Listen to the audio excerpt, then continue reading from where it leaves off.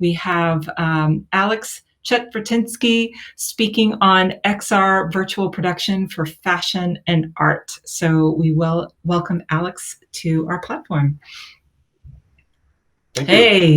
you. Hi. Great to have you here. Yeah, thank you. This is great. It's really great to see this kind of events that really seems to come from a place of generosity and community, and I'm very happy to be part of it. It feels pretty good to see people get engaged, and we've already had a number of different topics, and I think yours will just take us in a totally new direction. So I think we should just get started. Great. Yeah, I think the best way to start is to play the video, and then after that I can start my presentation and describe how this thing was made.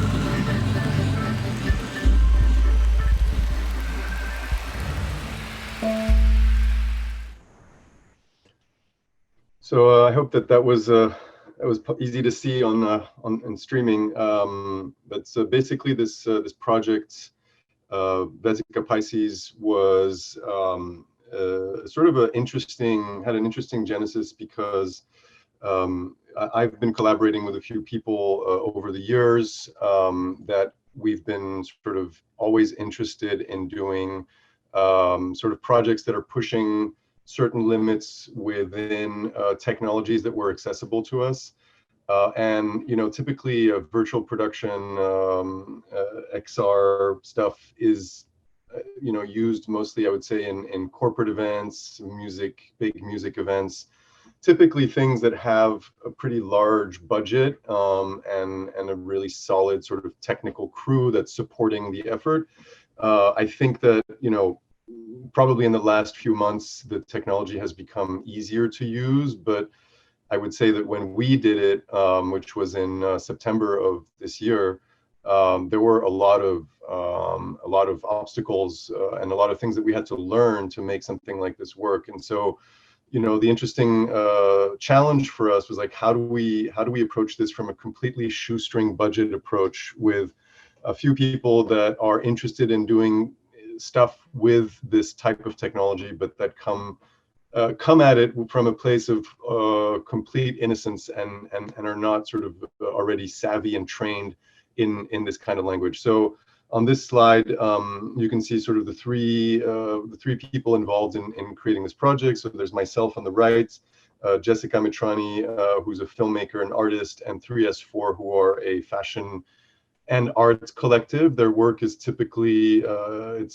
takes the form of garments, but the garments are sometimes so sculptural that they're not necessarily daily wear use. So they've been worn by people like Bjork that sort of wear them in this very spectacular fashion.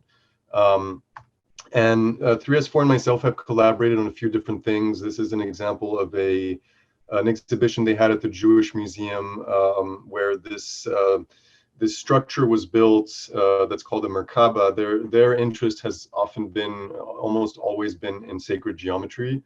And so this structure was essentially a half of this sacred geometry piece that was placed on a mirror. So it sort of completed itself through reflection.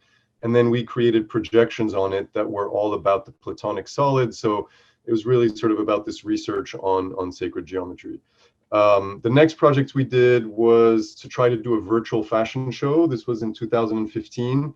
And at the time I had come across a very unique fractal generation software where it became sort of possible to find fractals by poking around and searching between parameters, and we sort of landed on this fractal that almost looked like a runway. And then we shot a model on a green screen and composited into that. And because that was sort of an interesting project for us, we ended up doing a much bigger version of it where we shot 12 models in 12 different fractal environments, and we were constantly zooming into the body. Once we were in the body, we were in the next fractal, which was a gigantic space, finding a tiny human in there, zooming into the body. And it was all about how the universe and at a macro level and at a micro level are in fact very connected. And this was shown on the left image. You can see these two screens which were installed at Mana Contemporary in New Jersey. So this film sort of had a life as a little art piece. And Jessica Mitrani is, as I said, an artist and a filmmaker. These are some images from a piece that we did with, or let's say a play that we did with an actress called Rosi de Palma. If you're a fan of Pedro Almodovar's movies, you've probably seen her in quite a few of those. And this was a project where it was a play that had projection mapping involved on actors, and essentially it was a big dialogue between actor and content on the stage, on the screen.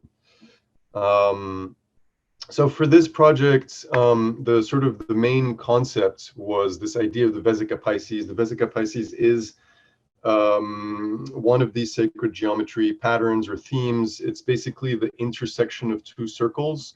So the point of intersection, which, you know, in more corporate speak, we would call a Venn diagram, but in this case, we're talking more about perfect proportions, and the idea that two elements combine together and create a central unity. And so what can this shape generate once you start creating all kinds of variations on it? This project sort of started many years ago. This was an initial rendering for what we wanted to do back in, I would say, 2015. We were in conversations with some choreographers. We wanted to do a massive projection on models that were moving, with projection on the floor, on the wall, on the models, synced to their movements on these very complicated garments. It was an extremely ambitious project that at the time was in need of sponsorship, and over the years we got a lot of interest, but we never really landed on a way to do it. And here are some examples of the kinds of things that we wanted. So one of the things that was pretty important at the time for us was that it was all about projection, and the background needed to be projected, the floor, but also the model and the content was sort of synced between all these different layers. So the project sort of went dormant for a while, and then this is an image I like a lot of Shelley Sabel from World Stage, and you know, we've been having a lot of conversations since COVID started about you know, what can XR do to help people make new types of potentially of events. And World Stage has this XR setup in New Jersey, and you know, I think there's something quite amazing about the way that people at World Stage have approached supporting artists. You know, people like Shelley, but others, I think Matt Ward, who's also part of this or framework, TJ Donahue, Josh Weisberg, who are all members of the World Stage family, you know, have been people who have understood, I think, that by supporting artists and giving artists opportunities to work with their equipment, they're able to find avenues or uses of their technologies that are not necessarily the way that people work in a client-based setting, where, you know, the limitations are really based more on practical concerns, whereas when you're approaching it purely from an art standpoint, you tend to think about the technology in ways that are not necessarily what it was designed for, and then you can end up with these sort of interesting results. And you know, this was really for me, was almost like a residency that Shelley gave us, where we had the opportunity to use this XR stage. And then there were some amazing team members like Raul Herrera, who's a disguise operator, Juan Gonzalez, who's a notch engineer, Daniel Alaman, who was sort of helping us on the project management side. And all these people came together and supported this project really out of interest. You know, we were all doing this once again on almost a zero budget, and I think that was really part of what made this project interesting, was that, you know, it was out of the desire to do something different that used this technology in ways that you know, so far, as far as we know, there weren't really any fashion projects or projects of this nature that had been done. So you know, the first step was really to scope out how this stage worked. So these are some shots of our DP, Charles Bio, who sort of trying to understand how the stage worked from a lighting perspective. And you know, the challenge that we had was that we were trying to combine a lot of things, and we were doing it we had 2 days to shoot it. Very little prep time because the stage was being used for commercial projects, so we sort of had to think fast and test fast to see what would work. So we were trying to do a virtual production pipeline with projection, with choreography, and we had a whole wearable LED component, which was quite complex because it was a sort of a self-illuminated garment that had to work within this already big LED stage. And some of the members of the team were Jonah Beaucaire, who's a choreographer, Charles Bio, DP, Ryan Close on the music, and John Morgan on production. And these are all amazing talents. But once again, everybody came to this with a completely blank slate, having never worked on this kind of setup before. So we really came to it all sort of with a very fresh mind. So we first had to come up with a story to tell in this film, and the story was really based on the idea of going from dust to dust. So starting in space, creation of a universe, the universe becomes more and more abstract. We end up in a sort of a temple, and then we go back into space. And so how do we sort of tell that story? These were some of the looks that we had. So you can see very abstract, very hard to wear, mostly because as you can see on the images on the left, the shoes were very high platforms, and the models were sort of completely covered. And this is the wearable LED garment that was done by Wearable Media. Really beautiful piece, but once again, all made from a different type of LED that had its own sort of parameters. One of the sources of inspiration for us were these little mannequins that 3S4 had basically designed all the garments in advance out of paper and put them on these mannequins. So we wanted to use them in the film. We went through a photogrammetry process where all the mannequins were captured, brought into a software called PhotoScan, and cleaned up because the capture is never really perfect, and then brought back into 3D software to be able to light them and to animate them.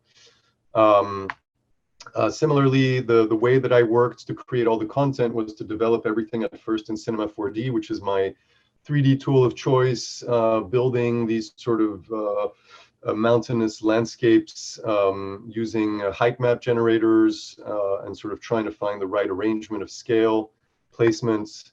Then this whole thing was brought into Notch and completely rebuilt in Notch. And you can see here these guidelines are essentially the XR stage.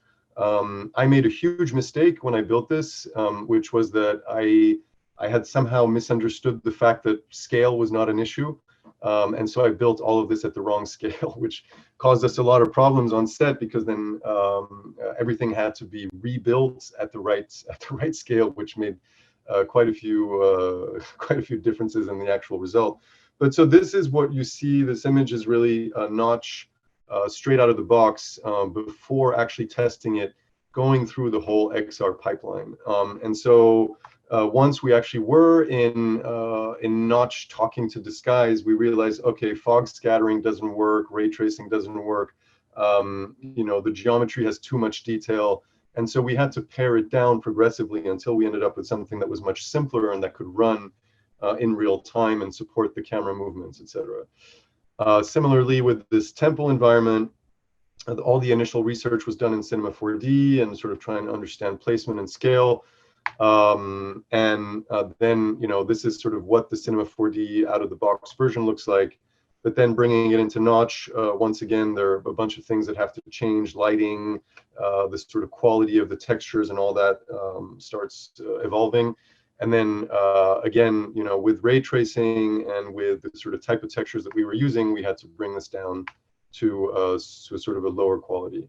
The next element was projection, which was also a tricky bit, because getting a projector onto this garment to sort of match the lighting of the LED itself was tricky. Then we had the choreography, which once again was quite tricky, because the models were wearing clothes that covered their faces completely, so they were all blind on stage. And here was one of the most epic shots where two models that are blind are helping another blind model walk on a huge platform shoe. So all of that together, really, we didn't try to make our life easy at all. And then finally, I want to talk about post, because I think I'm already running low on time.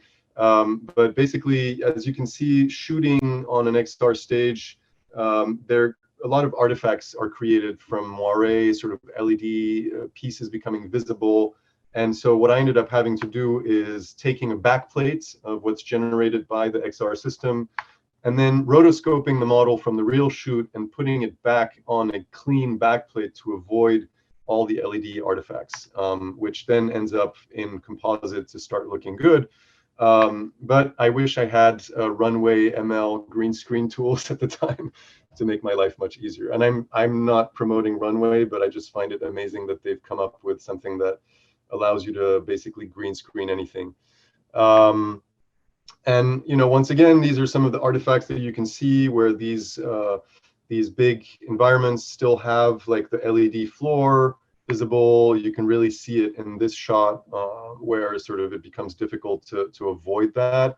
And so this is really the lessons that we learned was that once you're on set with a specific camera, with a specific camera move, there are a lot of things that you have to think about and a lot of limitations. So for us, we were able to make a lot of tweaks in post-production, but I think in an ideal world in XR, you don't have post-production to deal with.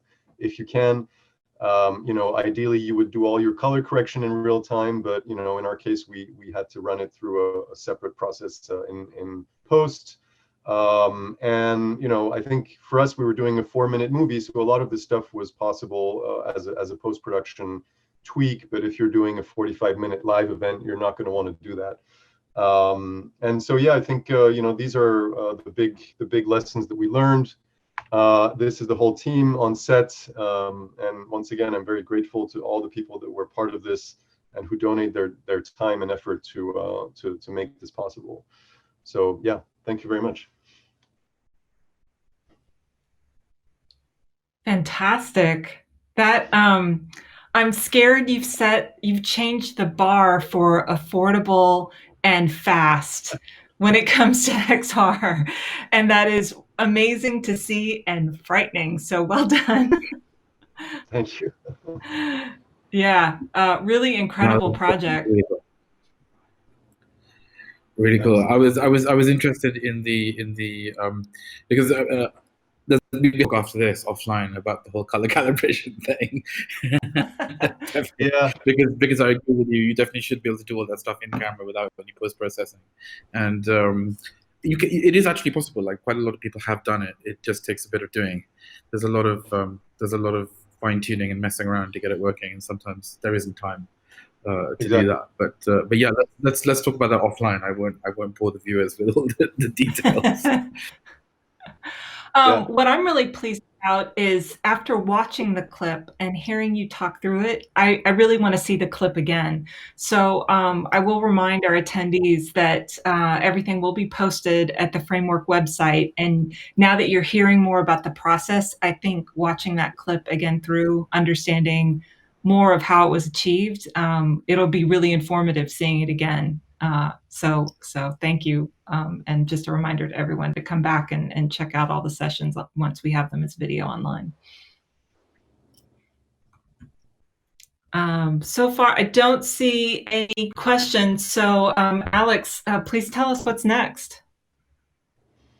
Well, what's next is hopefully more exploration of this kind of work. I found it really interesting, and I think that based on the evolution that's been going on with, I think, both Notch and Disguise, this whole process is becoming more and more streamlined. So more and more accessible. Of course, still complex, but doable. And then other things that I've been working on, interestingly, are completely unrelated, sort of trying to bring back physical space events, and also doing a lot of research into WebGL type of world building. I think that's a sort of a frontier that's becoming more and more interesting because of COVID. It's sort of forced people to be spending more time looking at these kind of experiences, but I find it quite challenging and an interesting pipeline as well. Great. We have a question coming in from Niall. He wants to know what the response has been like from the fashion industry, from Niall Thompson. So the film was posted on Vogue.com when it first came out with the collection, and it did garner a lot of attention. When I'm looking at my Vimeo stats, I can see that a ton of people have come from the Vogue website. I haven't really, we've just spoken to the 3S4 have spoken to a lot of their peers who really liked it, but I think that, you know, for the fashion industry, the kind of thing that we've done is in line with the 3S4 ethos, which has always been more maverick and more sort of left field than what you'd see from big fashion brands. So I think there's been some interest and some curiosity, and definitely I think showing people that this is possible is going to encourage more fashion projects in the space. Fantastic. Well, I'm personally really excited to see it. I think that's all our questions currently. Ash, anything from you besides booking a color calibration chat? Well, actually, what I was thinking about while we were watching all these was, and looking at what's coming next, is what would happen if you got all of the presenters so far today in a room to work together on a project. Yeah, because I was looking at some of the fashion pieces and seeing calligraphy, like Sahar's calligraphy in the cloth. I was like, oh my god, you guys pretty interesting. But also, you know, also with the volumetric stuff, and you know, there seems to be such a lot of, you know, I would love to see how what would happen if that all came together. Oh, we have another question. There's a question. Yeah. Okay. Let's try and get one more question in from Masu Wang. Hi, I would like to know your experience about how to deal with or adjust the different latency between AR live feed and MR screens. Yeah, that's a tricky one. I think it really comes down in this case to the skill set of the disguise operator. And you know, Raul Herrera, who did this, was really very good at giving us parameters. I think it's just really this weird voodoo science, you know, of trying to balance all the different elements and optimizing, you know, the various things. It also depends a lot on the disguise box that you have. Or if you have the sort of top of the line, most powerful one, you buy yourself a lot more headroom. I think that we were using a GX2 and don't remember exactly which one it was. So, you know, it was not necessarily the fastest one. So we had to make a few compromises. So I think it's really comes down to that, is for the content creation team to work very closely with the disguise operator and do a lot of benchmark testing. And, you know, in an ideal world, you have access to the actual the box that's running the show as early as possible, or at least a clone of it, so that you can really test all these latency issues. And you know, to a certain extent, that's going to be something that you'll have to figure out on set, and have your content team really on the ready to be able to readapt everything that you're doing if you run into problems. Well, that's the perfect place for me to wrap, because it brings home how important and how intimate our collaboration becomes working with these tools, that the smallest technical changes can impact your creative approach. And sometimes you can make good discoveries out of that, and sometimes it can feel limiting. So everybody has to work together to understand that. And to me, that's driven by good communication, which is something I really want to promote. So thank you for being a part of Framework today. The presentation was really great. So happy to have you here. Thank you. It was great to be here. Looking forward to seeing all the other speakers.